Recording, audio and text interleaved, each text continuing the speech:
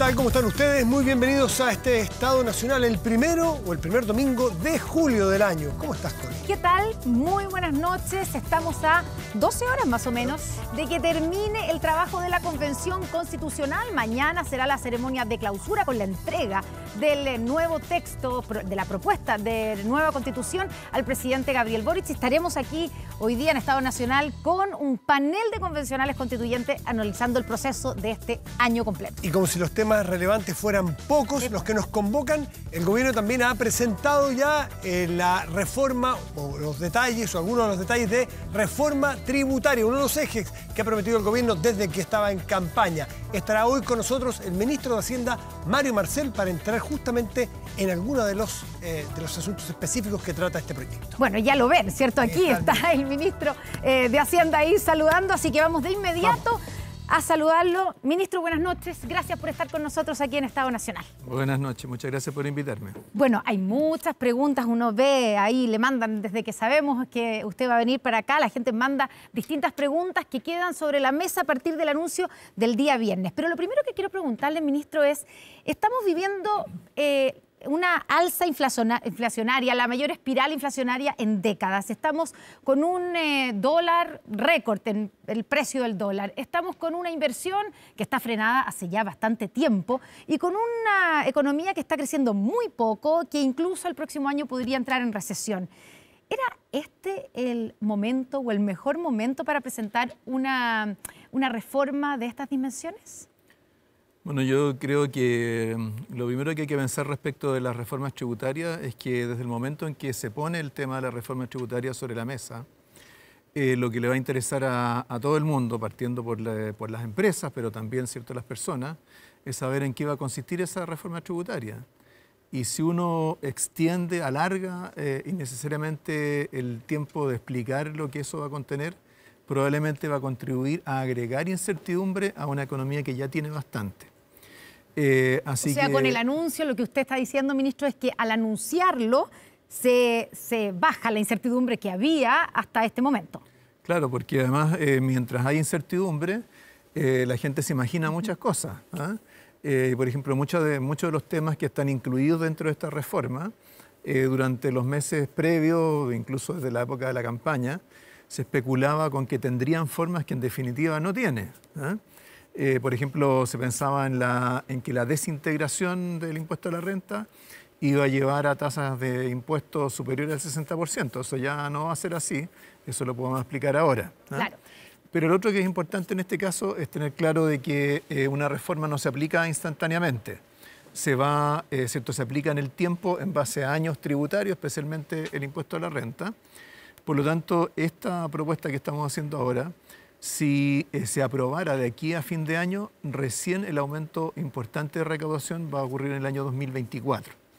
Esperamos que en el 2024 estemos en una situación bien distinta a la que tenemos hoy día. Ahora, la crítica fundamental que se le ha hecho a su reforma, ministro, es que no se ven estímulos para la inversión, una inversión que sabemos que está frenada ya hace bastante tiempo. ¿Cómo responde usted a esas críticas?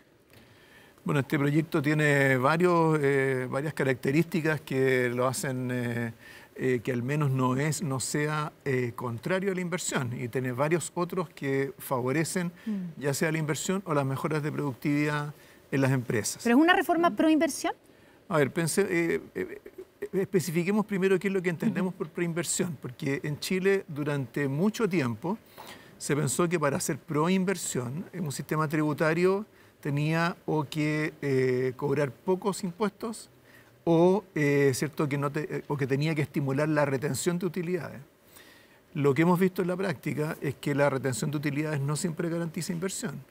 Tenemos unas estructuras societarias que se han ido generando a lo largo de los años, que básicamente lo que buscan es ir reteniendo utilidades en distintos niveles, de tal manera que los propietarios de las empresas no paguen nunca impuestos. Eso no es algo que... Hasta que se retiran. Sí, pero la verdad es que incorporadas o retenidas en sociedades, la verdad es que una persona puede vivir de un flujo relativamente pequeño, pero mientras tanto va acumulando una gran cantidad de riqueza. Entonces, eso no es algo que contribuya necesariamente a la productividad de la economía, no es algo que contribuya a la inversión. ¿Qué cosas contribuyen a la inversión? Por ejemplo, la depreciación acelerada de bienes de capital, cuando ya hay una inversión concreta. Eso se mantiene, de hecho se extiende en algunos casos, en el caso de las pymes. Se mantiene un régimen de depreciación acelerada muy significativo, donde los bienes de capital se deprecian a 10 veces la velocidad de desgaste de esos bienes de capital. Eso se aplica a empresas de tamaño mediano. Y para las empresas comunes y corrientes, la depreciación existente actual deprecia a 3 veces la velocidad de depreciación económica de los bienes. Entonces, hoy día tenemos un conjunto de estímulos para la inversión real que, por supuesto, en este caso no cambian. Entonces, la verdad es que todo eso permanece como está. Claro, pero no hay nuevas medidas porque lo que le habían pedido de alguna manera, desde la oposición sobre todo, era que la propuesta incluyera nuevas medidas para la inversión, estímulos para la inversión. Usted dice los que estaban ya se mantienen, pero ¿hay alguna medida dentro de la reforma tributaria que estimule la inversión, nuevas medidas? Sí, por supuesto. O sea, estamos, ¿cierto? Por un lado estamos reduciendo la tasa de impuesto a las utilidades de las empresas, ¿cierto? Lo que se llama el impuesto de primera categoría. Se está reduciendo la tasa de 27% a 25%, y ese 2% de diferencia o tributa o se puede utilizar íntegramente para financiar inversiones en productividad. En este caso, no es una rebaja de la base del impuesto, sino que es una rebaja del impuesto mismo, 2%. ¿Ah? Entonces, ¿qué cosa se puede hacer para utilizar ese 2%? Inversiones en tecnología, capacitación de trabajadores especializados, registro de patentes, adopción de estándares de calidad tipo certificaciones ISO. Hay muchas cosas que ya se han ido desarrollando a través de los años, que han sido explicadas, difundidas, en muchos casos promovidas por el Comité Nacional de la Productividad, que ahora lo estamos incorporando al sistema tributario. Ministro, ¿por qué no se animaron a terminar con la renta presunta, que es una exención que ha sido siempre discutida, que parece más bien anacrónica a estas alturas? Bueno, la renta presunta existe fundamentalmente porque se supone que hay un conjunto de contribuyentes que tienen una capacidad muy limitada de llevar contabilidad, y para eso, ¿cierto?, en lugar de llevar una contabilidad en el cual, ¿cierto?, se van calculando las utilidades de la empresa, simplemente se presume una utilidad a partir de sus niveles de ventas. Ya, pero eso sigue siendo así, se sigue justificando hoy día que tenemos sistemas de contabilidad por internet, que se hace todo más fácil. ¿Sigue siendo justificado o es porque los grupos que son beneficiados por esa exención, que sabemos que son los camioneros, también el sector agrícola, finalmente tienen mucho poder? Bueno, se está reduciendo significativamente, ¿eh? O sea, pensemos que la renta presunta se amplió en la reforma del 2014, ¿eh? En fin, las circunstancias en las que eso ocurrió lo entienden mejor los actores de aquella época. Es difícil pensar, ¿cierto?, que está ocurriendo un retroceso en términos de tecnología para llevar contabilidad, pero ahora lo que estamos haciendo es reducirlo de manera importante. O sea, en el caso de la minería se reduce de manera muy significativa, lo mismo en el caso de la agricultura y el transporte, pero además le estamos dando 4 años para producir ese ajuste. Y además lo otro que va en la línea de lo que usted misma señala, es que cuando se creó el régimen de renta presunta no había un régimen tributario para las pymes como el que existe hoy día, que existe desde la reforma del 2014 en adelante. Entonces, bueno, hoy día está quedando, ¿cierto?, un tramo, va a quedar después de 4 años, un tramo para ventas de hasta 2.400 UF, que ya apunta a microempresas en la práctica, y todo el resto se podrá ir incorporando al régimen de pyme, que sería probablemente el caso más común. Ministro, ¿quién va a pagar esta reforma? ¿La va a pagar los empresarios? ¿La van a pagar los más ricos? ¿La va a pagar la clase media? Usted dice hoy día en una entrevista, ¿cierto?, en La Tercera, dice que la clase media no va a pagar esta reforma. Claro, bueno, yo dije no solamente que no va a pagar, sino que se va a beneficiar de esta reforma, ¿no? Bueno, ¿quién la va a pagar entonces? Claro, si pensamos en que se busca recaudar 4,1% del producto en términos netos, de ese 4,1, más o menos 2 puntos porcentuales van a corresponder a impuesto a la renta personal. 1 punto porcentual va a corresponder al impuesto a las utilidades de las empresas. Medio punto, 0,6% va a corresponder a la minería, a la gran minería del cobre, y el resto van a ser estos impuestos correctivos. Ya, y ahí yo quiero preguntarle, partiendo por digamos, el aumento en el impuesto a la renta, ¿cierto? Que empieza a subir en el tramo de las personas que tienen ingresos por un poquito más de 4 millones de pesos, ingresos brutos, sí. ¿Ya? Ahora, para entender mejor, ¿cómo calificaría usted a una persona que hoy en Chile gana poco más de 4 millones de pesos brutos? ¿No es clase media? ¿Es rico? ¿Es acomodado? ¿Es clase media alta? ¿Qué es? Porque a esa persona sí le van a subir los impuestos. Una persona que gana más de 4 millones de pesos mensuales es una persona que pertenece al 3% de mayores ingresos de la población en Chile. ¿Eso significa que es una persona rica en esa definición? No necesariamente es la definición de una persona rica, porque cuando usamos el concepto de rico nos empezamos a aproximar, ¿cierto?, a la noción de súper ricos que se generó durante la campaña. Se puede pensar que tiene que ver con el impuesto a la riqueza, pero el impuesto a la riqueza que se está proponiendo en esta reforma afecta solamente a 6.000 contribuyentes.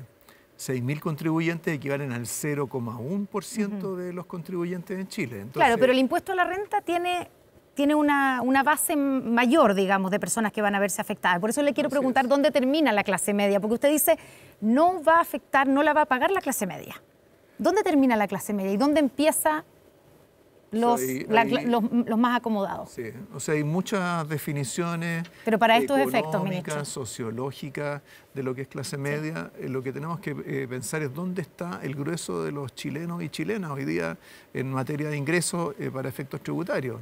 De partida hay 3/4 partes están bajo los 777.000 pesos, que es el límite exento del impuesto a los ingresos personales.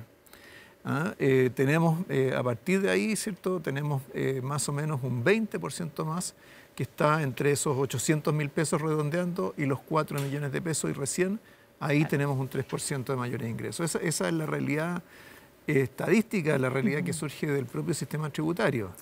El exministro de Hacienda, Felipe Larraín, dice hoy día que esta reforma va a afectar a la clase media compuesta por profesionales, que serían las personas que ganan esta cantidad de plata. ¿Usted no está de acuerdo con eso? Yo creo que quien puede juzgar esto más claramente son quienes nos están viendo. ¿Cuánta gente gana los 4 millones de pesos mensuales? Y por lo demás hay que pensar siempre que el impuesto a la renta es un impuesto escalonado. Entonces, ¿qué diferencia se produce en el caso de los 4 millones de pesos? Es una diferencia de 3 puntos porcentuales en la tasa marginal. Por lo tanto, ¿cierto?, para una persona que en lugar de los 4 millones de pesos gana 5 millones de pesos, es 3% de 1 millón de pesos, mensuales.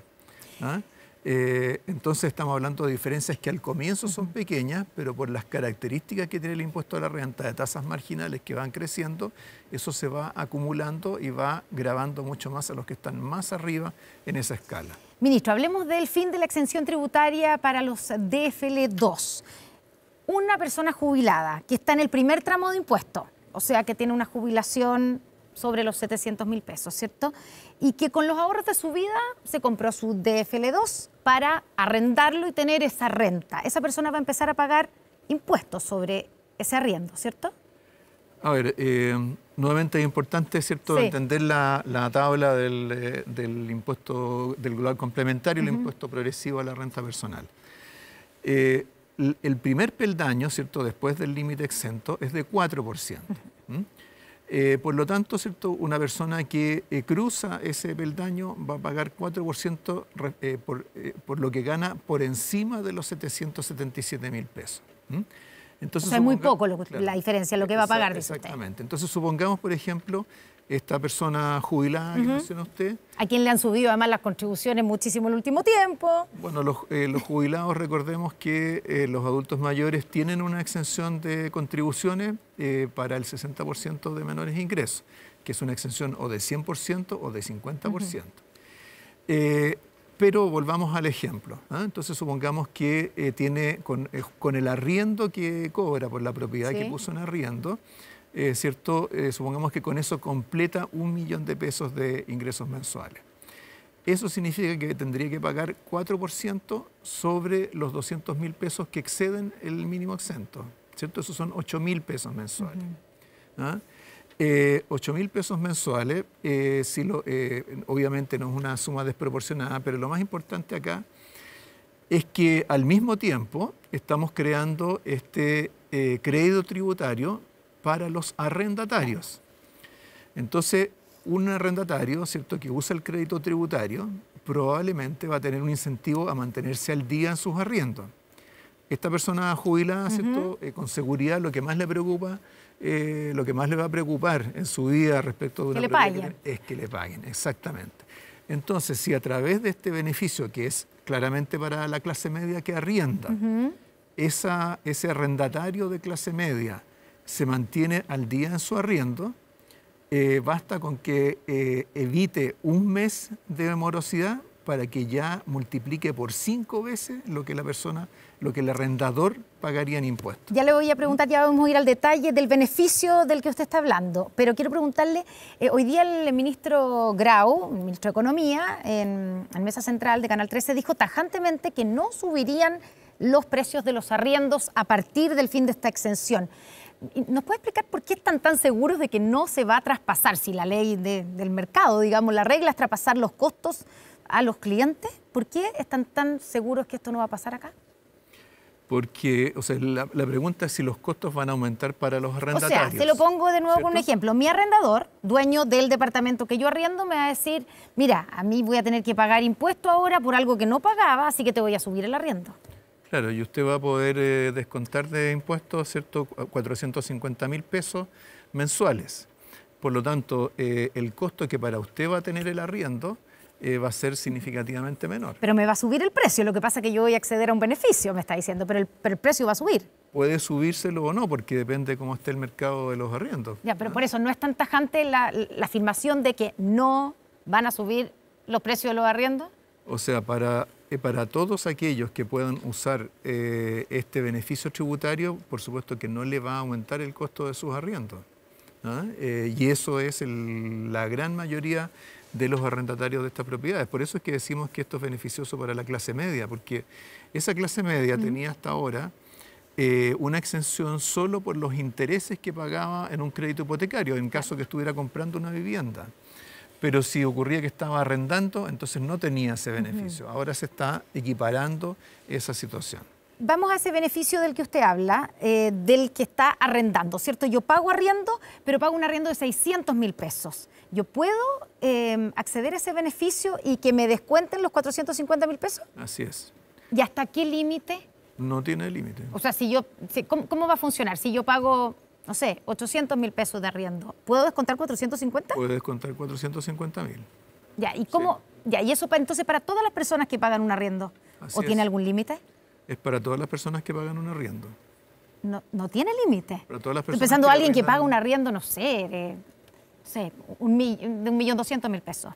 Bueno, probablemente si tiene los recursos para pagar 1.200.000 pesos va a estar bien arriba, ¿cierto?, en la escala del global complementario.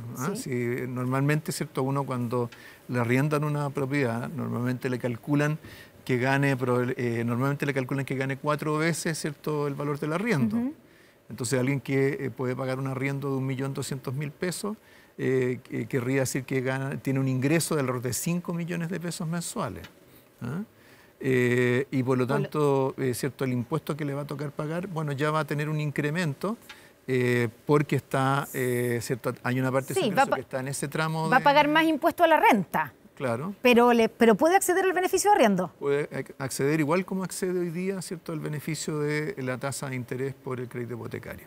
Ya, y le sumo otra exención para ver cómo van a funcionar, porque la gente se interesa en esos temas de cómo va a funcionar, si me tengo que inscribir, no me tengo que inscribir, va a ser automático, pero la exención enfocada a los cuidados familiares, que implica descontar los gastos, ¿cierto? Estoy pensando en una familia de 4 personas, donde hay una mamá de repente y un adulto mayor a quien se cuida y que está, digamos, postrado. Sí. Esa persona y que arrienda su casa, esa persona puede beneficiarse del beneficio del arriendo, o sea, de los 450.000 pesos del arriendo y también de reducir, digamos, de sus gastos, los gastos en el cuidado de esa persona adulta mayor? Así es. ¿Cómo va a funcionar? O sea, los dos son ciertos beneficios tributarios que se descuentan de su base de impuestos. Por lo tanto, puede ocupar los dos beneficios. Aquí en esta propuesta se está creando solamente un límite global a las exenciones que se pueden invocar durante un año. Ese límite global es de alrededor de 15.500.000 pesos en el año. Por lo tanto, esas dos exenciones caben dentro de ese límite. Ya, o sea, se pueden sumar las exenciones, digamos. No se descuentan, no es que si uno accede a una, ya no puede acceder a la otra, a no ser que sumen en un año 15 millones de pesos. Exactamente. ¿Eso es? Así es. Ya, ministro, el impuesto al patrimonio. Sí. Se establece, esto estamos hablando obviamente de las personas, eso sí, de las personas con mayor patrimonio, de las personas más ricas, ¿cierto? Se establece un 1% para los patrimonios entre 5 y 15 millones de dólares, un 2% para los que tengan patrimonio más superior a esos 15 millones de dólares. ¿Cuánto se pretende recaudar con este impuesto? Porque hay muchos que sostienen, muchos especialistas, economistas, probablemente usted los ha leído, ¿cierto? Que, primero, hay gente que ya, los más ricos ya sacaron su plata del país, eso es lo que se dice, y que es un impuesto muy difícil de fiscalizar y que por lo tanto es como mucho ruido, pocas nueces al final este impuesto. Claro, la recaudación que nosotros esperamos que provenga de este impuesto es del orden de 0,5, 0,6% del producto. O sea, estamos hablando de alrededor de 1.600 millones de dólares. ¿Es realista? Es realista porque nosotros lo hemos calculado tomando en cuenta, ¿cierto?, la experiencia en distintas partes del mundo donde se ha aplicado impuestos al patrimonio. Entonces tomamos en cuenta cuánto se puede reducir la base del impuesto cuando se establece un impuesto de estas características. O sea, no estamos suponiendo que los contribuyentes se van a mantener exactamente como están hoy día. Estamos suponiendo que algo, ¿cierto?, algo van a cambiar en su comportamiento para tratar de bajar la carga tributaria. Eso ya está incorporado dentro de nuestros cálculos. Ahora, respecto de las inversiones en el exterior que usted las mencionaba, eso está considerado como parte de la base del impuesto. O sea, sacar capitales fuera del país no significa que no vayan a quedar grabados. Pero es difícil de fiscalizar, ¿o no? Hoy día ya no es difícil de fiscalizar, porque desde hace ya unos cuantos años, hace ya prácticamente 10 años, ha estado operando o se echó a andar en el mundo un mecanismo de intercambio de información tributaria. Esto fue promovido por la OCDE más o menos hace unos 10 años atrás. Chile se incorporó a ese convenio, igual que más de 100 países en el mundo. Entonces hoy día esos países le mandan a la administración tributaria información sobre los ingresos o el patrimonio en este caso de los nacionales del país de origen que tienen inversiones afuera. Ya, eso significa que cuando uno se pregunta cómo van a fiscalizar, por ejemplo, no sé, la gente con este patrimonio tiene yates, tiene propiedades, un departamento en otro país, tiene joyas, tiene pinturas, digamos pinturas importantes, cuadros. ¿Cómo van a fiscalizar eso? Fiscalizando las cosas que son importantes en términos de valor. Se establece, lo que está propuesto es valorar activos por sobre los $100.000. Por lo tanto, ¿cierto?, probablemente una pintura, una joya, ¿cierto?, un mueble antiguo, ninguna de esas cosas se van a tener que valorar. Lo que se va a valorar es participación en sociedades, inversiones en el mercado financiero, propiedades, vehículos, eso es lo que se va a valorar. Y en realidad la valoración primero la va a tener que hacer el propio contribuyente sobre la base de criterios bien simples que se van a establecer en la ley. O sea, aquí lo importante en el caso de los impuestos al patrimonio, como usted lo señalaba, es que sean relativamente fáciles de declarar y fáciles de fiscalizar, que no tengan muchas excepciones y además que partan que partan bien arriba en términos de la estructura de ingresos, porque los países donde ha habido más problemas son países donde se establecen impuestos al patrimonio que afectan a mucha gente. ¿ah? Y entonces muchas de las preguntas que usted me hacía pensando, ¿cierto?, en la clase media, en esos casos, ¿cierto?, han ido erosionando los impuestos al patrimonio, pero en este caso, desde el momento en que nos estamos focalizando solo en aquellos que tienen patrimonio superior a los 5 millones de dólares, por supuesto que es una cantidad muy pequeña de personas. Ministro, ¿hay algo de esta reforma que no se pueda concretar si en septiembre gana el rechazo? La verdad es que en el proyecto de nueva Constitución no hay muchos cambios en materia tributaria. Se habla, ¿cierto?, de mayores gastos que se podrían generar en algunas cosas a partir de ciertas garantías constitucionales, pero son temas que son más de mediano plazo. Así que yo diría que en materia tributaria en realidad no hay ningún cambio que yo pueda reconocer en la nueva Constitución respecto de la actual. O sea, ¿no depende en algún grado del triunfo del apruebo esta reforma tributaria? Pensando también en la parte que todavía no se ha presentado, los impuestos verdes, los impuestos correctivos, todos esos que quedan pendientes. Todo eso está, digamos, cae dentro de lo que son las definiciones del proyecto de nueva Constitución en materia tributaria, que básicamente dice cosas muy similares a la actual, incluso un poquito más explícito en términos de que los impuestos tienen que ser materia de ley. Se dejó claro que, es cierto, los gobiernos subnacionales no aplicarían impuestos, sino que aplicarían solamente tasas y derechos. Los impuestos quedaron dentro de las materias que son de concurrencia presidencial. Entonces, la verdad es que no hay ningún cambio relevante en ese aspecto. ¿No depende entonces del triunfo del apruebo esta reforma? No depende del triunfo del apruebo, ni en lo que se refiere a la recaudación, a los impuestos, ni en lo que se refiere a la aplicación de los recursos, porque la aplicación de los recursos está ligado, ¿cierto?, a la ampliación de la pensión garantizada universal, por ejemplo. ¿Sí? Eso ya se legisló, ¿cierto?, claro, con la actual Constitución, no hace ninguna diferencia. La creación de un sistema de cuidados tampoco depende de la nueva Constitución.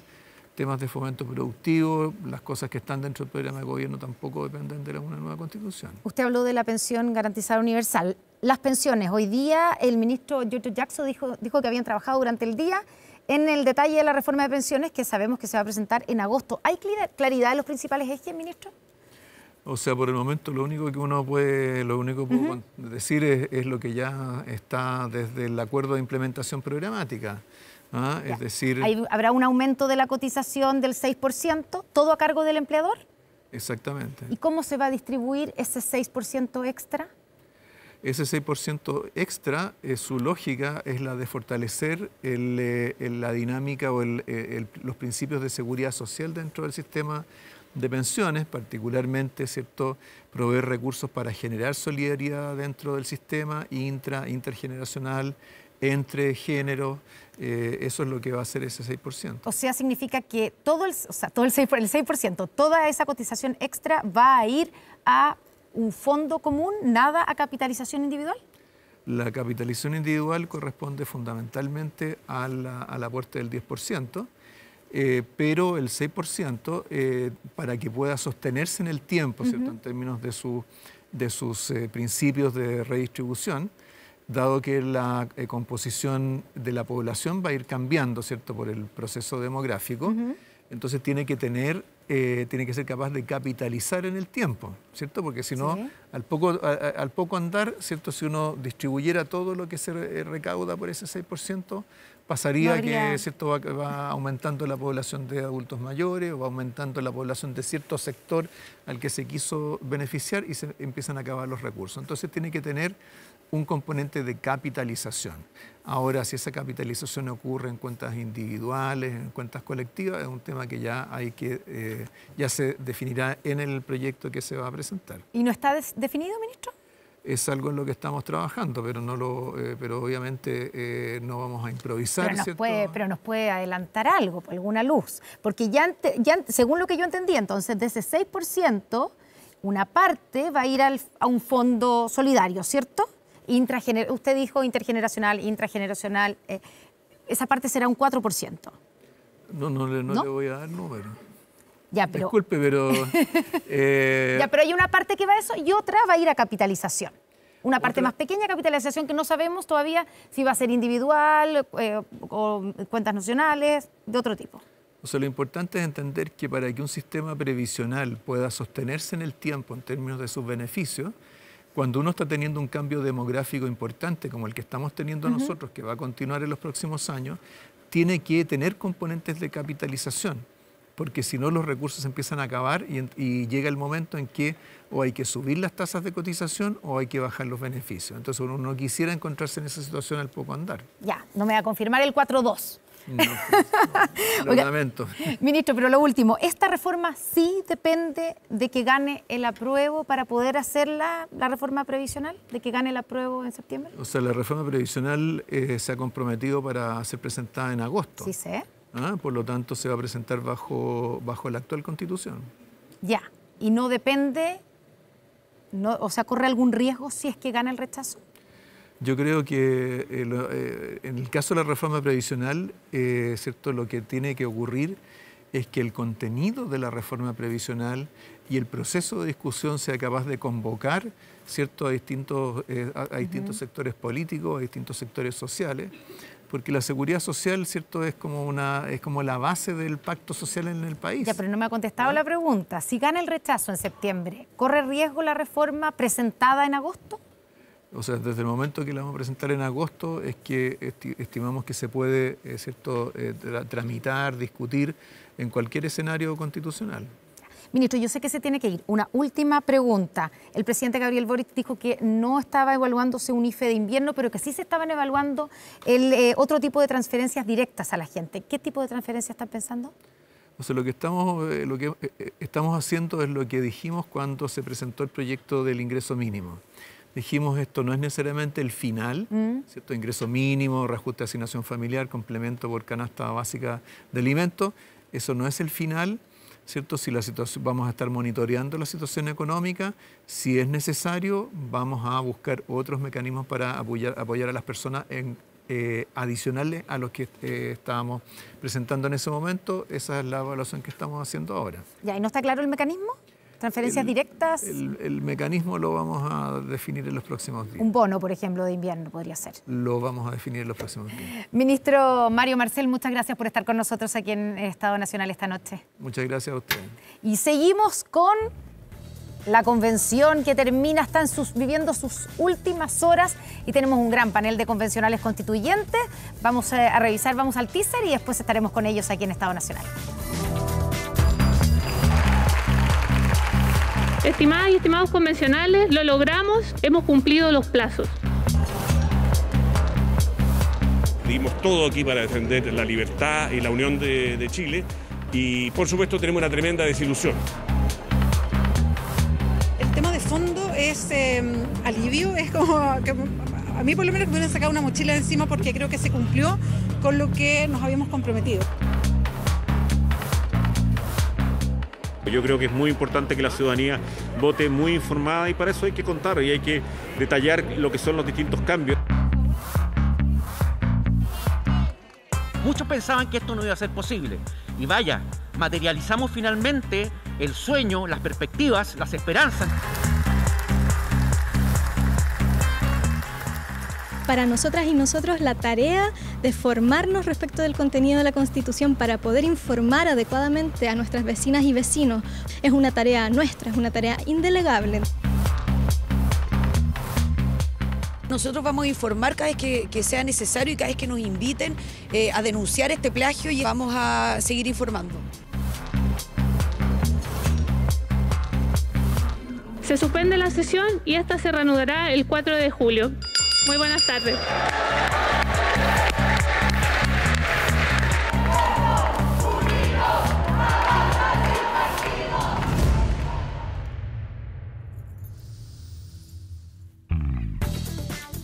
Bueno, ya estamos con nuestro panel instalado y presento de inmediato, sin tiempo que perder, a Rosa Carrileo. Muchas gracias por estar aquí, muy buenas noches. Muy buenas noches, muchas gracias por la invitación. Todos ellos convencionales que en un rato más dejan de serlo, unas 12 horas más aproximadamente. Así que esto es la última conversación que vamos a tener en esa calidad, ¿no? Constanza Juve, buenas noches, gracias por estar aquí. Muy buenas noches, Matías. Siempre un gusto estar acá en Estado Nacional. Lo mismo, Hernán Larraín, gracias por estar aquí. Hernán. Buenas noches, Matías. Buenas noches. Fernando Atra, buenas noches, ¿cómo está? Buenas noches, saludos a mis colegas y colegas. Marco Barraza, buenas noches, gracias por venir aquí a Estado Nacional. ¿Oí? Gracias por invitarme y también saludarlas a todas y a todos. Y Bernardo Fontaine, también aquí en nuestra mesa de conversación. Constanza Juve, si consideramos el punto de partida y hoy que estamos a punto ya de finiquitar, ¿este trabajo ha sido lo que esperaba? ¿Se siente satisfecha? ¿O cómo definiría? No quiero ponerle yo adjetivos. ¿Cómo se definiría esta sensación terminando la convención? Sí, yo lamentablemente creo que al final los procesos condicionan los resultados. Entonces, la manera en que finalmente se conformó la Convención Constitucional ya llamaba a decir de que el resultado era probablemente no iba a ser un resultado positivo. O sea, este resultado, este producto, esta Constitución de la Convención, finalmente es el resultado de una convención que partió pifiando nuestro himno nacional, que lo primero que hizo fue subirse a las asignaciones, que la primera declaración que sacó fue precisamente pidiendo los indultos a los mal llamados presos de la revuelta, y donde también tanto la convención como sus protagonistas no estuvieron a la altura. O sea, es la constitución de una convención donde tienes un constituyente que mintió sobre su cáncer, constituyentes que terminaron disfrazándose de Pikachu, de dinosaurio, otro que vota en la ducha. Entonces, obviamente que esta cuestión no solamente frustró nuestras expectativas, sino que las expectativas de la ciudadanía que había puesto... ¿Podría decir que se declara frustrada? O sea, yo, por lo menos en mi discurso final, yo dije que esta convención había fracasado. Rosa Catrileo, ¿cuál es su sensación terminando el proceso? No, yo todo lo contrario. Creo que hemos cumplido el trabajo, hemos cumplido con el mandato con el que llegamos. Teníamos la labor de presentar una propuesta de constitución a Chile y es lo que vamos a hacer el día de mañana.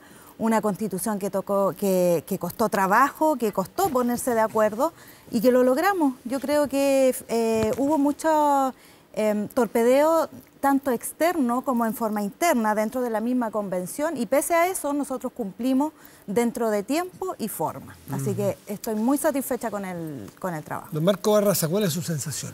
No, yo más bien estoy conforme con el trabajo colectivo y comprometido que se desplegó en la Convención Constituyente. Y creo que el resultado es positivo. Hay una constitución para mi gusto muy equilibrada y transformadora a la vez. Y creo que eso pese a la adversidad. No hay que olvidar que esta convención debuta en el gobierno del presidente Piñera y con todas las adversidades que ese gobierno hizo para que esto no se desplegara correctamente. Y a eso agrego, como bien decía Rosa, obstrucciones externas, pero también internas. O ¿Adversidades y obstrucciones? ¿En el gobierno del presidente Piñera hubo adversidades o también obstrucciones? También. ¿Obstrucciones? Hubo limitantes para efectos de los procesos administrativos. No había ni conectividad cuando llegamos a la Convención Constituyente. En definitiva, no había voluntad de que esto se desplegara correctamente. A eso hay que agregarle una campaña sistemática adentro de la propia Convención por parte de la derecha, orientada a denostar a los pueblos originarios, cuotas importantes de agresividad. Bernardo Fontaine, ¿esa es la sensación que le queda? Mira, yo creo que teníamos la oportunidad de haber hecho una gran constitución que nos uniera, pero no fue así, ¿no es cierto? Al final esto es una constitución hecha por unos pocos, por una izquierda radical, que dejó fuera las iniciativas populares de la ciudadanía, que dejó fuera a las personas de centro izquierda, a las personas de centro derecha, y en definitiva tengo una constitución que no nos une, que establece privilegios desproporcionados a los dirigentes de los pueblos originarios, por ejemplo, contra el sentido común, y que no nos va a llevar a que Chile despegue ni social ni económicamente. Ni siquiera los derechos sociales están bien formulados. Son derechos sociales muy imperfectos, muy incompletos. Entonces yo creo que al final tenemos un mal texto, mal hecho, y que va a ser rechazado por la sociedad. ¿Cómo definiría la sensación final de satisfacción? Veo que no. Desilusión. Desilusión. ¿Hernán Larraín? No, yo soy de los frustrados.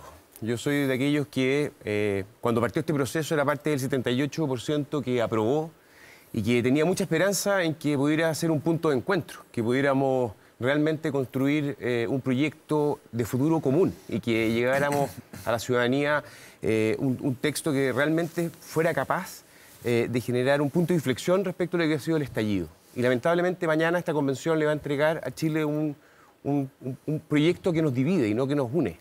Y creo que hay que ser autocríticos. Y autocríticos desde los que son autores de este texto, ¿cierto? La centroderecha fue una minoría de 37 convencionales.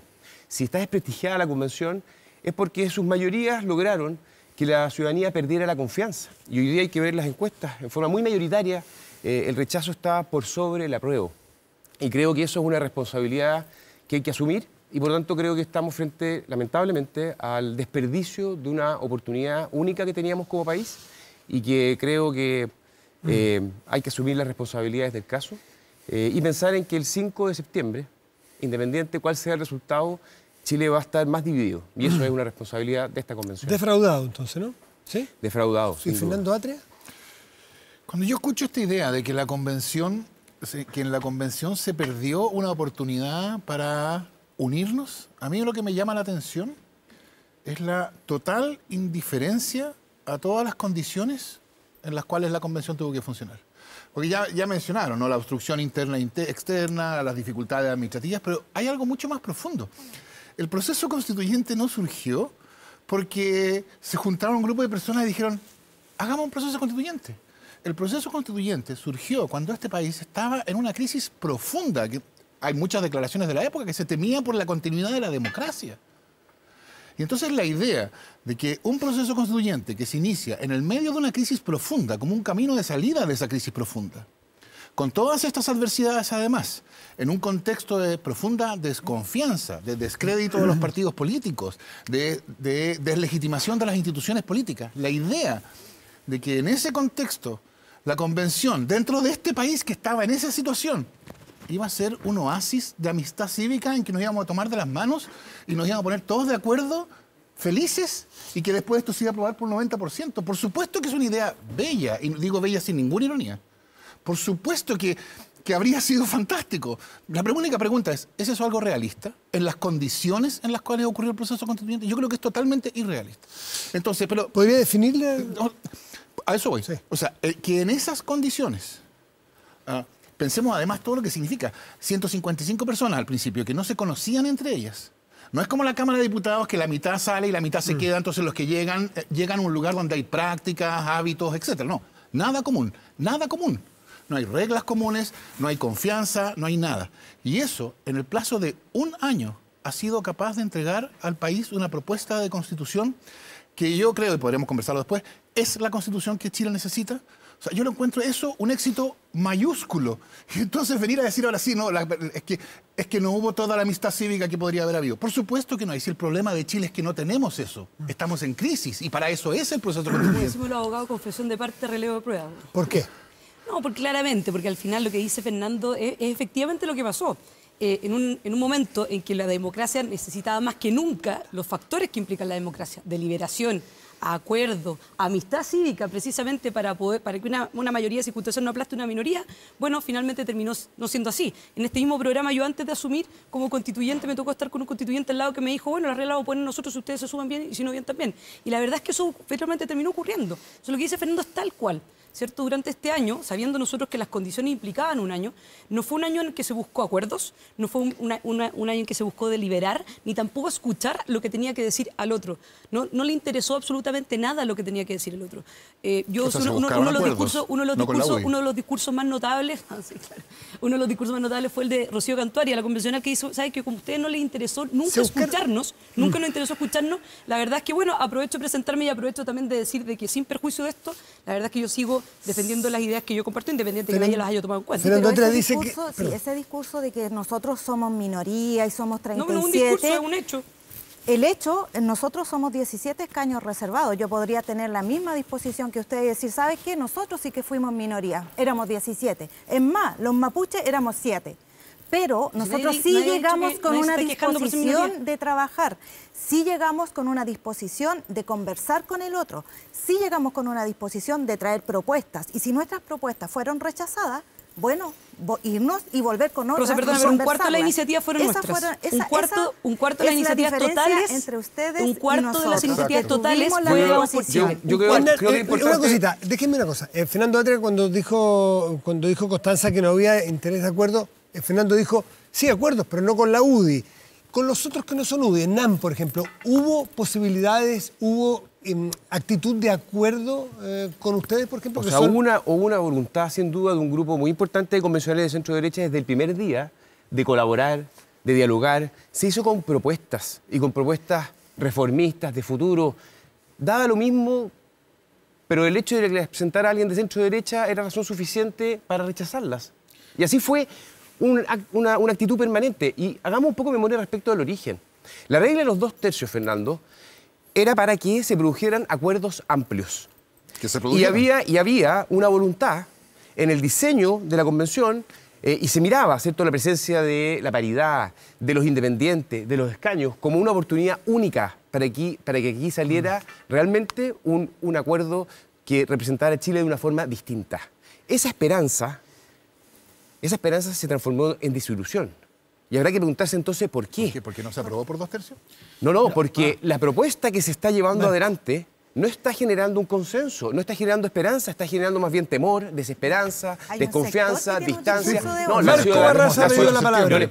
Pero respeto por la ciudadanía, que está hace un buen rato mandándole un mensaje a la convención. Y la convención, ciega, sorda, no se hace cargo. Vamos a hablar sobre qué están diciendo, por ejemplo, las encuestas o la percepción del público, o según varias encuestas. Pero Marco había levantado... Mira, yo tengo una apreciación completamente distinta a la de Hernán, particularmente. Yo creo que efectivamente hubo una derecha, minoría dentro de la amplitud de la derecha al interior de la Convención Constituyente, que tuvo un espíritu de intentar buscar acuerdos.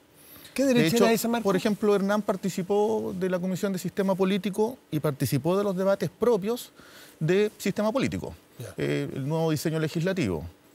Pero la verdad es que yo creo que con el paso del tiempo fue subsumido por la derecha, que le dio una espalda y no quiso mirar la realidad. Voy a poner un solo ejemplo, que es bien ilustrativo. En la Comisión de Disposiciones... el intento de Hernán Larraín fue fallido porque otra derecha... fue subsumida.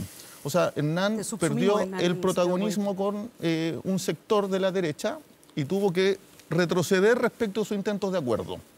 Oye, y yo creo que eso queda muy bien, por favor, queda muy bien... Momento. Constanza, es que si no nos respetamos... Queda muy bien ilustrado en la votación de disposiciones transitorias. La derecha presentó una norma de transición para 30 años en la reforma en salud. Los mismos 30 años que van, en términos de temporalidad, desde el retorno a la democracia y el estallido social. Ese despropósito histórico. O sea, no entender la crisis política que vive el país y pretender agudizarla. Leonardo pidió la palabra. Respetemos los órdenes porque creo que hay que ser iguales. ¿Cómo? Fue aludido. Voy a hacer una cosa muy breve. Muy breve. Nosotros hicimos propuestas y fuimos en los hechos, en las comisiones, tratados igual que los otros convencionales de derecha. Y esa fue una actitud que fue una definición política que lamentablemente produjo la consecuencia que todos conocemos. Hubo una exclusión y fue una definición. Déjame poder contestar algo que dijo Marco. A ver, brevemente. Breve, porque lo que pasa es que ahí Marco parece que tiene como amnesia selectiva, porque resulta que nosotros, de hecho, la UDI al menos, dentro del sistema político, estaba por un presidencialismo. Y de hecho, la única propuesta que quedó de presidencialismo en la primera votación fue la del Partido Comunista. Nosotros estuvimos dispuestos a votar en general a favor. Entonces, que venga a decir esto, te da cuenta, ¿cierto? Que la lógica de amnesia selectiva es bien brutal y tratar, además de desmerecer, en el fondo, al sector que representa Hernán, que, entre paréntesis, estamos dentro de la misma coalición, a mí, por lo menos, me parece un ninguneo inaceptable. Bernardo Fontaine tiene la palabra, porque hace rato la pide. Es que, el ejemplo que da Connie muestra que la derecha no se quiere responsabilizar de sus mismas votaciones. Marco, disculpe. Bernardo, por favor. Mira, yo creo que lo que dice Fernando es muy claro entonces. Esta convención fracasó porque su principal misión era producir reglas comunes que todos respetáramos y que nos sintiéramos todos acogidos bajo el mismo techo. Entonces lo que dice Fernando es muy claro. Ustedes discuten aquí lo que pudo hacer cada partido, qué sé yo. Yo soy independiente. Yo le voy a decir una cosa. Aquí esta convención no respetó ninguna iniciativa popular que tuviera altas firmas. Partiendo con mi plata no. Porque en definitiva esta constitución que está promoviendo la convención no cuida los ahorros previsionales de los trabajadores, no garantiza que van a seguir siendo propios y deja a cualquier ley de cualquier gobierno que se los apropie. Y entonces, en ese sentido, yo creo que tenemos no solamente un caso de desprecio de uno u otro grupo político, que también hay que incluir a la centroizquierda, ¿no?, que fue totalmente ninguneada, sino que también a la ciudadanía. Y por eso tenemos la encuesta que tenemos. ¿Quién está defendiendo la Constitución como propuesta por la Convención, como la Constitución de todos? No, esta es una Constitución de un sector ultra radical que deja fuera al resto del país. Rosa Catrileo, me gustaría, y partir con esto a los demás, para hacer básicamente una pregunta común. ¿Qué explica la fotografía de las encuestas de hoy y de hace un tiempo, que vienen señalando que el rechazo, la opción rechazo está por sobre la opción apruebo. Primero, si es que le creen a esas encuestas, si es válido hacer la pregunta o ese análisis, y si pasa, ¿por qué? ¿Cómo se lo explica? Claro que es válido hacer la pregunta. Si tenemos un sector que ha estado torpedeando y iniciando una campaña incluso antes de que se instale la convención, de decir que esto va a fracasar, de que esto, primero que no estábamos trabajando y no teníamos ningún artículo a los 3 meses. Luego, cuando ya avanzamos, oye, se pasaron de la raya, tienen 499 artículos. Y así, entonces, en todas las etapas del proceso se fue torpedeando y eso tiene efectos, tiene resultados también en la población. Hay mucho dinero invertido también en esta campaña que yo denomino de odio, de odio y también una cuestión racial, porque resulta que se señala, mire, aquí los activistas indigenistas, señaló delante Bernardo, ¿cierto? Resulta que aquí no hay ningún activismo indigenista, aquí lo que hay son pueblos originarios y lo que hay acá son derechos consagrados y que incluso el Estado ya tenía reconocido. Entonces, claro, con esta campaña de mentiras, una campaña de odio, obviamente que hay resultados. Ahora nosotros tenemos también acá, y hemos estado participando en diversas reuniones estos días con mucha gente de las poblaciones, gente de comunidades, organizaciones sociales, que tampoco se han creído este discurso. Yo soy muy confiada de lo que la ciudadanía popular, de lo que el pueblo de Chile, lo que va a tomar de esta Constitución. Lo que usted percibe en el territorio no se condice con lo que estamos viendo en las encuestas publicadas. Donde yo he visitado, no. Lo que sí, la gente está expectante y está esperando la información. ¿Cuál información? Bueno, el contexto en mano. No con elucubraciones, no con interpretaciones, sino que con artículos, con las propuestas y con el borrador. Perfecto. Y eso es lo que nosotros vamos a hacer y por lo menos yo voy a estar haciendo todos estos 2 meses trabajando, informando y no centrarme tampoco en desvirtuar estas mentiras porque ellas se van a caer por sí solas. El texto es claro, las propuestas son claras y se hacen cargo de las distintas demandas que nosotros trajimos y de más que las demandas, de los derechos que nosotros instalamos ahí, que en ningún caso son privilegios. Los problemas en una sociedad no se generan por el reconocimiento de derechos, los problemas se generan por la exclusión. Si estamos excluyendo al 50%, el 51% que somos las mujeres de las decisiones, de la toma de decisiones políticas, por ejemplo, obvio que vamos a tener problemas. Si vamos a excluir al 12 o 13% que representamos la población de los pueblos originarios de los espacios de toma de decisión, claro que van a haber problemas y eso se hace cargo de la propuesta de Constitución. Fernando, ¿cómo lees tú lo que se ve en las encuestas publicadas? A lo mejor tu experiencia es que es distinta. No, yo me resisto a comentar las encuestas cuando son positivas y cuando son negativas. Creo sí, está bien. Yo creo que hay, evidentemente, había una evolución respecto de la apreciación, la visión del proceso constituyente, que ha ido en desmedro de la Convención Constitucional, es verdad. Y yo creo que eso se explica por 2 razones. Una es la que dijo Rosa, que es clarísimo. O sea, desde el principio del proceso constituyente ha habido una campaña en contra de la nueva Constitución. Desde luego, toda la derecha, no toda la derecha, es verdad, no toda la derecha desde el principio, toda la derecha al final, pero desde el principio parte de la derecha estuvo en campaña contra el proceso constituyente, inventando cosas, tergiversando cosas, presentando las cosas en su peor luz posible, etcétera. Y eso, claro, después se va transformando, además, eso lo estamos viendo hoy día, ¿no?, en una campaña de atribuir, de hacer interpretaciones absurdas de las normas constitucionales y presentarlas como si fuera evidentemente lo que la Constitución dispone. La Constitución prohíbe al gobierno que entregue casas en propiedad, por ejemplo, ¿no? La Constitución, al asegurar el derecho de reunión en espacios públicos y privados, le está diciendo a cualquier persona que pueden entrar a mi casa sin pedirme permiso y hacer una reunión de apoderados dentro de la casa. Eso es absurdo, no tiene sentido. Entonces, pero una cosa es eso. Una campaña que se ha manifestado en tratar de desprestigiar a la Convención todo lo posible y mostrar que la nueva Constitución tiene estas reglas absurdas. Ahora, es verdad, además de eso, y le ha dado fuerza a eso, es verdad, ¿no? En la Convención ha habido de todo, ¿no? Por supuesto, y han ocurrido cosas que van en un rango desde lo totalmente inaceptable, la mentira de Rojas Vade, hasta cuestiones inapropiadas, como votar desde la ducha o hacer saumerio en el hemiciclo y cosas de ese tipo, el grito de traidores, cosas así. Por cierto, y eso es un problema de la Convención y yo creo que hay responsabilidad de convencionales por eso. Las dos cosas se han potenciado hasta ahora. Yo espero que ahora lo que viene es una discusión sobre, como lo decía Rosa, sobre el contenido de la nueva Constitución. Mostrar que la nueva Constitución, en su contenido, es lo que Chile necesita. Constanza Juve. Sí, no, 3 ideas. Primero, a propósito de lo que decía Fernando, me parece muy interesante el ejemplo que da, porque de hecho el propio presidente Boric interpreta esto de que la vivienda no va a ser propia. Dice que tenemos que pasar del sueño de la casa propia a en realidad el sueño y cambiar el paradigma del acceso a la vivienda, pero no de la casa propia. Ahora, yendo un poco a los temas que se trataron acá. Primero, en términos del obstruccionismo, de la derecha. Mira, nosotros, el primer día de instalación, hace casi un año, presentamos, Vamos por Chile, una propuesta de reglamento provisorio para que el reglamento estuviera listo en 30 días. No en 3 meses o en 4 meses. Simplemente no tuvimos respuesta a eso. Un cuarto de las iniciativas que se presentaron constituyentes fueron presentadas por nosotros. No se aprobó ninguna. Presentamos indicaciones y participamos de todas las comisiones. Entonces finalmente... Ninguna de nuestro colectivo.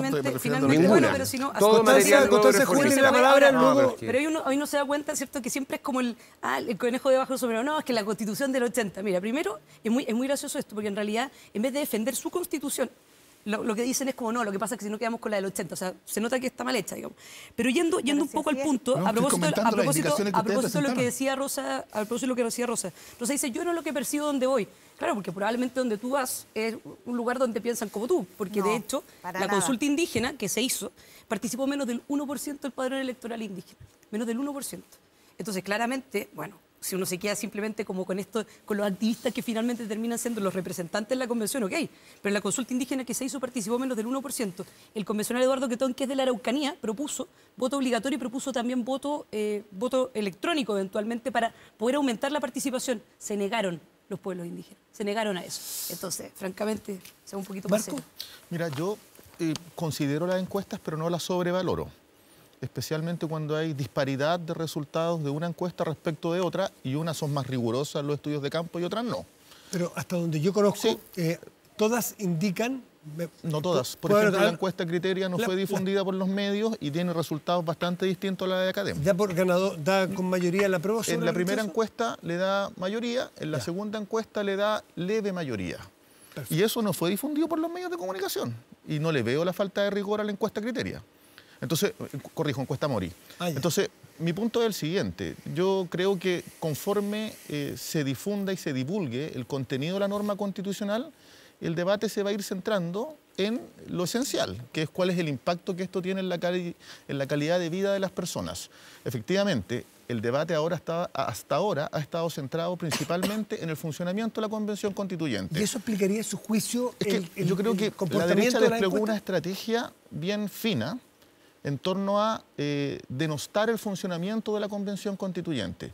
Yo no creo, por ejemplo, yo no creo que los exabruptos verbales de constituyentes maltratando a representantes de los pueblos originarios, desde la derecha hacia allá, comentarios clasistas, no creo que hayan sido solo la conducta impulsiva de alguien un poco desquiciado. Yo creo que es una estrategia sistemática, orientada a la confusión respecto del rol de llevar la convención al espacio de la politiquería, que a la gente le disgusta mucho. Mi impresión, y yo suscribo lo que dice Rosa, yo por ejemplo ayer estuve en Concepción, antes de ayer estuve en Arauco, y la gente con legítima duda se está preguntando sobre las mentiras que hace la derecha. Por ejemplo, esto de que, esto lo vi en Quillo, en Limache, red social. Las mujeres en la nueva Constitución se van a llamar seres menstruantes. Y eso viene de la derecha, con el beneplácito del CERVEL, que no ha dicho nada. Hay un video dando vuelta de un joven que dice que siendo centroamericano, llegó hace un año y puede votar, que se lo mandó el CERVEL. Y el CERVEL, ¿qué dijo? Eso es mentira, nada más. Ha renunciado a su ejercicio de supervisar este proceso. ¿Hernán Larraín? No, yo creo que hay una falta de autocrítica brutal desde los convencionales de las izquierdas respecto a las actitudes que transmitió la convención. Están las cuestiones de forma, por supuesto. El tema de los disfraces, la guitarra, los votos en la ducha, los saumerios, todo eso fueron convencionales que fueron desprestigiando y la ciudadanía fue viendo además el conflicto permanente, la polémica, algo que había en deseos de muchos, que no se repitiera lo de la política tradicional, que la convención tuviera una forma de dialogar, de escuchar, de construir acuerdos. Nada de eso ocurrió. Y una cuestión más de fondo. Muchos vieron también un cierto desprecio por la historia de Chile, por nuestra bandera, por nuestros emblemas, por nuestra cultura, Por supuesto que hay demanda por cambio, y estamos todos conscientes de eso, pero hubo, y en el fin del Senado, y hay muchos ejemplos para que se vea... Claro, como la prohibición de la bandera, ¿no? Que se iba a acabar la bandera y se iba a cambiar el himno. Y por favor, porque ahí tenemos un ejemplo. Por favor. Por supuesto que se veía desprecio a la historia si se veía que iba a acabar con el himno y la bandera. Las mayorías que tuvieron la responsabilidad de conducir, particularmente ustedes tres, ustedes tuvieron un rol especial de darle conducción a las izquierdas. Bueno, habrá que preguntarse... Nunca fue verdad lo del himno y la bandera. Por favor, el desprecio a los símbolos patrios, a lo que ocurrió desde el primer día con el himno, es algo que se transmitió, que se percibió, se sintió y que hay que hacerse cargo y responsable. La idea de refundar Chile, de partir todo de cero, es algo que yo creo que terminó afectando mucho el trabajo de la convención. ¿Y hubo autocrítica de fake news de parte de la derecha o de exacerbar ciertos errores, como dice Marco Barraza, por ejemplo, o cierto exabrupto, me parece que es el término que usó? ¿Hay gente de su sector que lo hizo y que metió miedo, por así decirlo, de lo que podía pasar? No, yo creo que nosotros... Hay algo muy importante que no siempre se dice. La centro-derecha y las personas que estaban ahí fuimos electas para representar a nuestras ideas, a un grupo de personas que tiene también convicciones, valores, la libertad, la responsabilidad. Estuvimos ahí para defender también a quienes representamos. Si hay diferencias, bueno, son muy legítimas, ustedes utilizaron sus mayorías, están en su derecho, pero háganse cargo de esa exclusión, porque representamos a una parte muy importante de la sociedad chilena. Y creo que hay muchas personas que dicen, bueno, yo no me siento parte de este texto, ni de este proceso. Bernardo Mira, Fontana. bueno, en primer lugar, como Fernando mencionó, sí, yo efectivamente salí en una entrevista en las últimas noticias diciendo que si se daban ciertas condiciones en los artículos respectivos, los trabajadores no iban a seguir siendo dueños de sus ahorros previsionales. No, si se daban ciertas condiciones. Sí, era precisamente no era condicional. Precisamente era respecto de la norma NOMA FP que se había votado. Era lo que ya la convención había decidido, según lo que tú decías. Había decidido en la comisión y la había aprobado. O sea, de hecho, no para que quede perfectamente claro, yo fui... denunciaba a la Comisión de Ética y la Comisión de Ética no encontró nada contra mí. Así que yo dije siempre la verdad y sostengo la verdad. Y yo creo que es importante mantener la verdad, Fernando, y no cambiar las cosas. Exacto. Segundo, creo que mientras más se conoce el texto, peor son las encuestas. Solamente el 11% lo dice que quiere mantener el texto como está, el texto propuesto para la convención. Quiero además decir de que ustedes están hablando siempre de la derecha. El rechazo es muy amplio, muy diverso. Está Ormazábal de la DC, está Walker, está la Carola Goich, está la Torre hoy día. O sea, está Mario Weissel, hay un montón de gente del mundo socialista, un montón de gente que es independiente, que es de la sociedad civil, que no tiene nada que ver con la política. Y usted está muy perdido en pensar que el rechazo tiene que ver con la derecha. El rechazo al final es la esperanza. Es la esperanza en construir una constitución que sea un techo para todos, que sea verdaderamente la casa para todos y que nos saque adelante como país. Ustedes han visto cuántas veces y qué preocupación hubo en la convención y en la constitución por el empleo, por subir los sueldos de los trabajadores, porque hubiera actividad económica, porque hubiera, por ejemplo, derechos sociales de verdad, no los meros anuncios que hay ahí, o por ejemplo, por la delincuencia y el narcotráfico. Esta constitución, por ejemplo, le quita herramientas al Estado para combatir el narcotráfico y la delincuencia y la violencia y el terrorismo. ¿Qué sentido común tiene eso? ¿Qué sentido común tiene haber sacado, por ejemplo, el estado de emergencia, por ejemplo?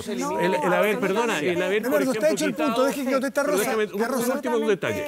Para que un corte. Le quita la disciplina militar a los carabineros. ¿Qué sentido tiene Bernardo. eso? No tiene sentido común.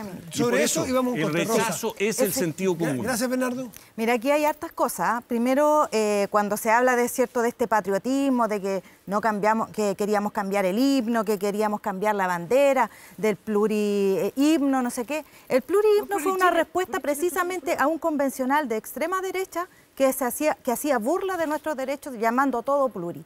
Arrau, Martín Arrau. Eso fue. Lo otro, cuando se da la votación, la última votación de armonización para que el artículo que precisamente reconoce los emblemas nacionales quede de buena manera presentado a la ciudadanía, ¿qué es lo que hace el sector que ha levantado estas voces de patriotismo?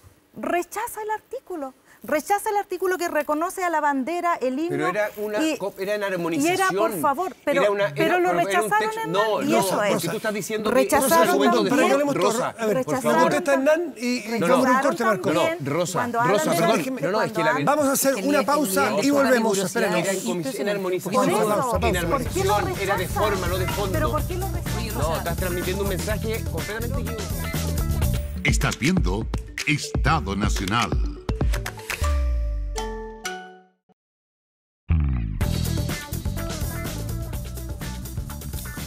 De vuelta en Estado Nacional, para este segmento la pregunta es si hay o no plan B, si alguien tiene plan B en la cabeza. El presidente de la República en su gira en Arica, en el norte del país, se abrió la palabra reformar. Algunos dicen que tiene que ver con que lo de las encuestas, por ejemplo, que estamos diciendo. Y no todos en el gobierno, al menos, lo que vimos y supimos y leímos, están de acuerdo con que se hable de reformar siquiera. Hernán Larraín, ¿cómo ve usted la acción del gobierno en esta fase final de la convención? A ver, me parece fundamental, me parece un acto de responsabilidad que el gobierno se abra a pensar en un plan B. Esto es, en el escenario posible y que gane el rechazo. Me parecería un error, una irresponsabilidad que el 5 de septiembre el presidente se sentara con un equipo de gente a pensar, ganó el rechazo, ¿qué hacemos? Y por lo mismo, creo que hay que buscar fórmulas, pensar alternativas. Hay un proyecto en el Congreso muy importante para bajar a 4/7 los quórum de reforma. Creo que eso es algo que el gobierno debería empujar, porque, de nuevo, anticiparse es parte del rol que tiene el presidente Boric. Y está dando algunas primeras señales, luego de estar también en estado de negación, creo yo. Se lo lee como un acto de responsabilidad. Exacto. Y anticiparse, creo yo, es algo que debería estar en el diálogo político bien transversalmente en el Congreso. Marco Barraza, ¿cómo lo ve? Yo primero, antes de responder eso, mi ánimo no es poner más nervioso a Hernán, pero la derecha votó en contra de los emblemas nacionales, de la canción nacional y del símbolo patrio, del escudo patrio. Y ese es un dato realidad. El proceso constituyente y la definición de las normas constitucionales terminaba con el proceso de armonización. Y la derecha, yo no sé si Hernán en particular, habrá que verlo más rato en las redes, votó en contra, contrariando su propio discurso sistemático respecto al patriotismo. Me parece bien ser patriota. ¿No hay plan B, Marco? Plan B. Tenemos poco espacio. Yo creo que hay plan A nomás. Y el plan A es básicamente... ¿Y que el presidente haya hablado de sí, el presidente tiene su responsabilidad y tiene su rol, pero en mi opinión hay un plan A nomás. Y el plan A es dos opciones. Se vota por el rechazo, y si se vota por el rechazo se mantiene la Constitución de Pinochet, con todo el daño y el abuso que ha existido en Chile. Si se vota apruebo, se vota por una Constitución nueva, nacida en democracia, que aborda los principales conflictos y neuralgias del país y que podrá ser perfeccionada. Si nada acá es, perfecto. Bernardo Fontaine. Y bien importante, no dejarse confundir, Está demasiado atiborrada de información mentirosa por parte de la derecha, en todo orden de cosas. Como que se van a expropiar los fondos de capitalización individual, que es una mentira, una mentira brutal. Así que entonces, Bernardo Fontaine, por favor. Bueno, primero yo creo que hay que aclararle a Marco Barraza varias mentiras. Primero, yo nunca hablé de expropiar, hablé que la Constitución podía abrir la puerta para que cualquier gobierno se hiciera de los fondos y así quedó. Segundo, el tema de las emblemas nacionales, lo que se votó fue contra la norma armonizada porque preferíamos la norma original. No. Y tercero, mentiste en la encuesta Mori. La encuesta Mori la acabo de ver, 42% rechazo, 38% apruebo. Ahora, vamos al tema del plan B. Tiene que haber plan B de todas maneras porque es demasiada la gente que cada vez que se va enterando del texto se ve que está fuera. Las víctimas de la delincuencia están fuera, los que quieren mejores sueldos, mejor empleo, los emprendedores y las pymes están fuera. Entonces tiene que haber un plan B de todas maneras y esa es la opción de rechazo, es la opción de esperanza en un plan B.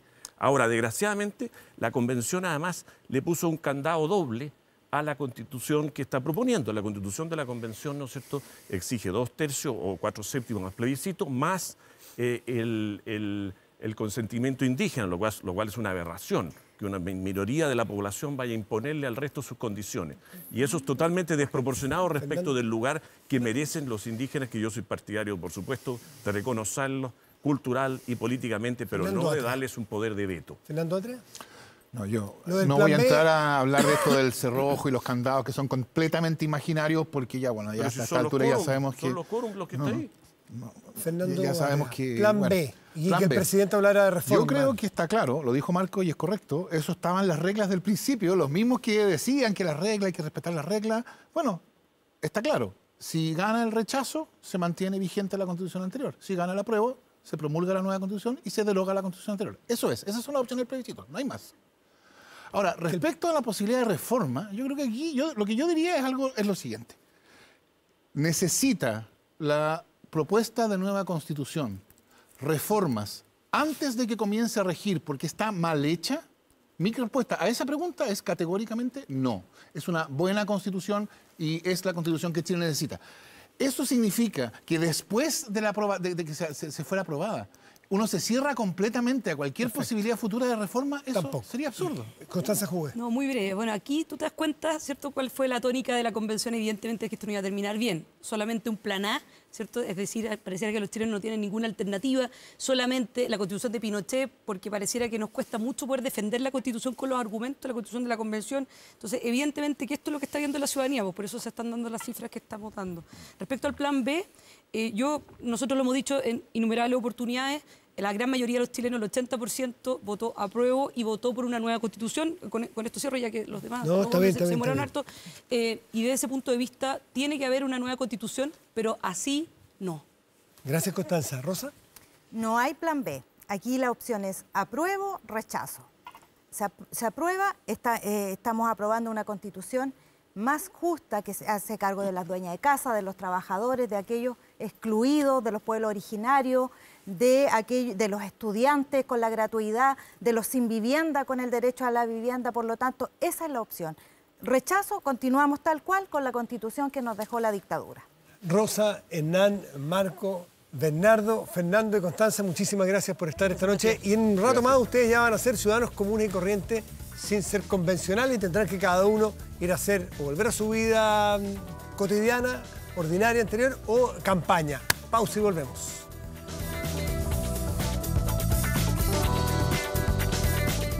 Ya volvemos con Estado Nacional. Ya estamos de vuelta y queda muy poco para que mañana se entregue el texto definitivo del proyecto constitucional. 7 horas con 58 minutos. Así es. ¿Cierto? Y sí. TVN tiene un programa especial desde muy temprano. Exactamente, a partir de las 8 de la mañana, transmisión especial desde la sede del ex Congreso Nacional, que es donde ha sido, ¿cierto?, funcionado la convención durante estos 12 meses. Y tendremos toda la cobertura de esta entrega de la propuesta oficial de nueva Constitución al presidente Gabriel Boric. Y el punto de partida a una campaña con vistas al 4 de septiembre. Claro, porque mañana el presidente firma el decreto donde se convoca al plebiscito del 4 de septiembre. Nosotros nos vamos, les agradecemos su atención y nos reencontramos el próximo domingo. Buenas noches. Nos esperamos mañana tempranito. Gracias por venir. Chao. Gracias, buenas noches.